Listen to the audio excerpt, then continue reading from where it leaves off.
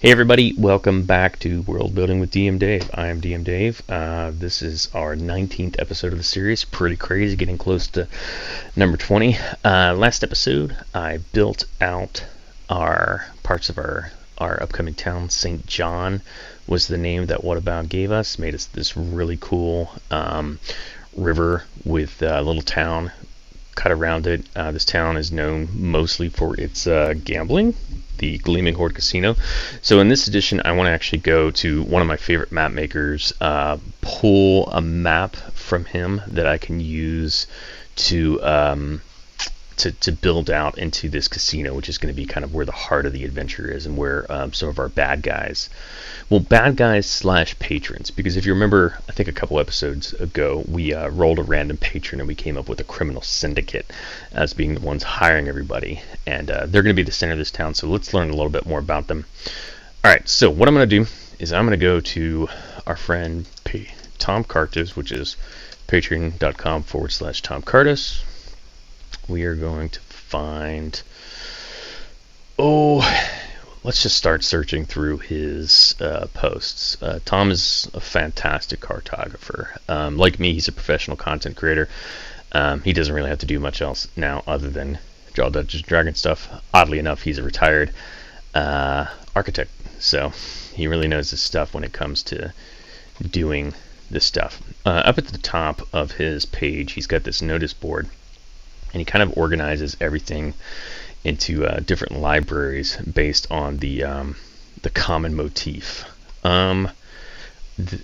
He's got a couple options I want to look at, so I'm going to open up a new tabs. Austinwald has some good stuff, and the big city has some really good stuff. The rest are pretty good, but probably won't work for what we need right now, because we're looking for stuff in town. One I'm kind of thinking about is, where is it? The Broken Compass. Okay, so we're going to go to the Broken Compass and open that up. And then on the big city, he's got a few there that I want to look at. Let's see here. There's a casino on here somewhere. I'm missing it. Y'all are probably seeing it and I'm not. There it is. Alright, so we'll look at that.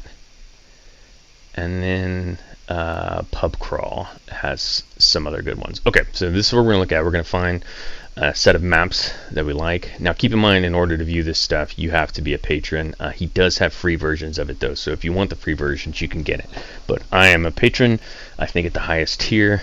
Well, no, I'm not the highest tier because he has Foundry benefits at that tier, and I don't really need those. But we can look at the other stuff. Okay, so first up, for a casino kind of area here, this is the Broken Compass, which I think is kind of like, it has like a general store on the first floor. It has a place for people to stay, and then its basement has a casino in it. So that's pretty cool. And it's not even really a hidden casino. So that's one option. Next we've got this. Now this is a little bit bigger than I think I want to go for, but it's pretty cool, and I think it has hotel rooms in it. So yeah, it's got some hotel rooms, kind of a high roller place. This might be too far on the other end of the spectrum for us. Really beautiful building though. Pub Crawl has some interesting stuff in it too. So Pub Crawl is a series of 3 different taverns that he did, which fit into can really fit into any kind of environment. We want to see if there's one that's got gambling. So this is the upscale one, and if you have Roll20, you can get all these on Roll20 too, and he also has Foundry benefits, so that's something worth noting. Okay, this one's pretty cool. This is kind of the more rugged one. Still doesn't really have any gambling. That's at least not obvious. I mean, yeah, you can have gambling anywhere, but it could be anything from a pit fighting ring. That'd be kind of cool.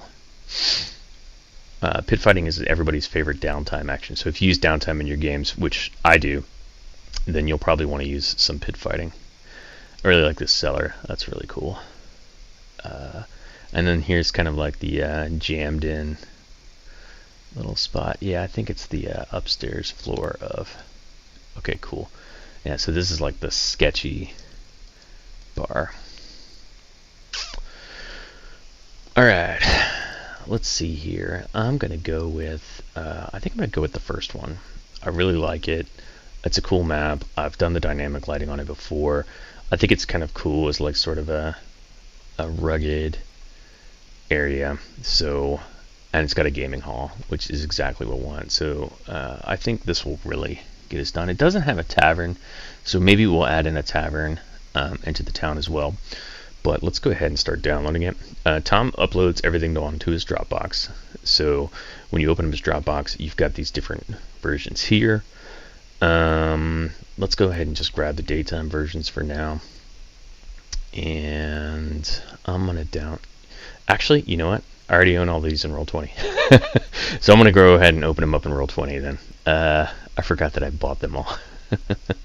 But if you wanted to download them from his Patreon, you could do that. I ended up buying these on my old Roll20 account. So I'm not double doing all the work again. Let's see, Start a Town Complete Bundle. This is going to open up. I'm going to go ahead and create a new page.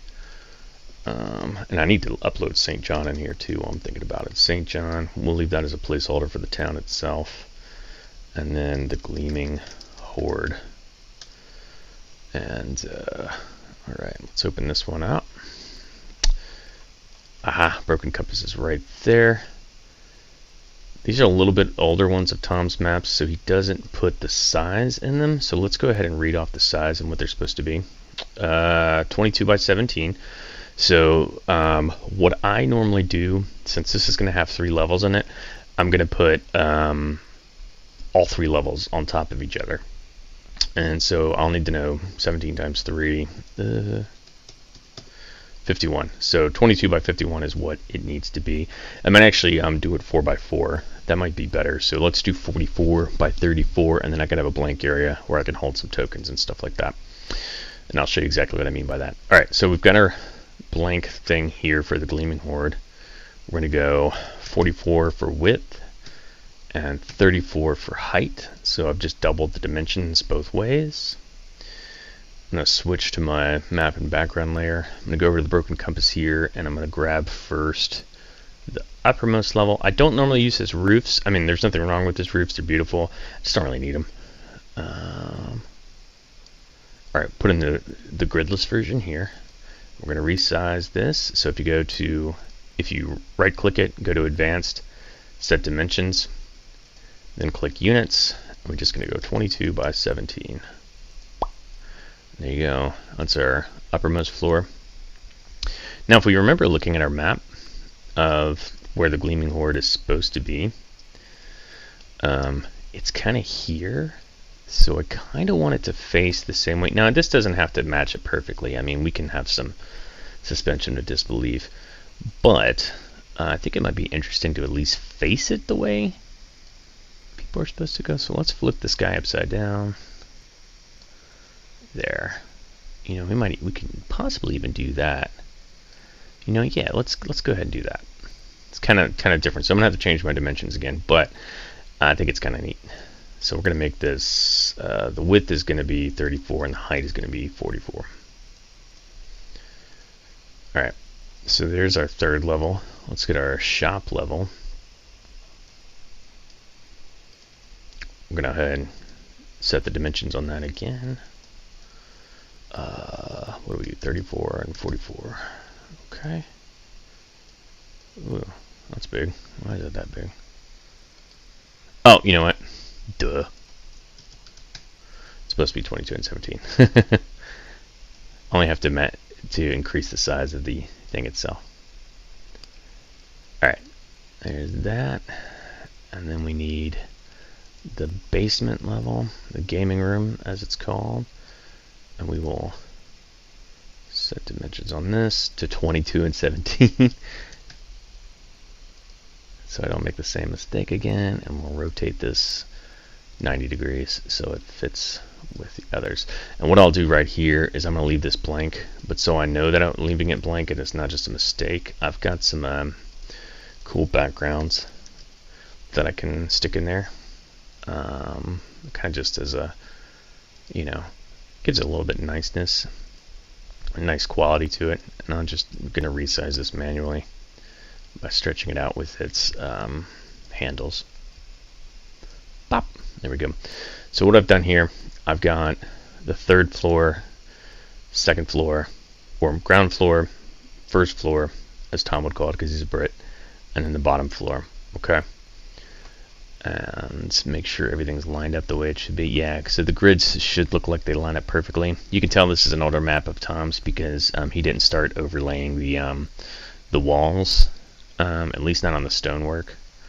But still, it's a beautiful map, so beautiful. Okay, and that is all we are going to do for this. Next, I'm going to do the dynamic lighting, but I think I'll wait until the next episode for that.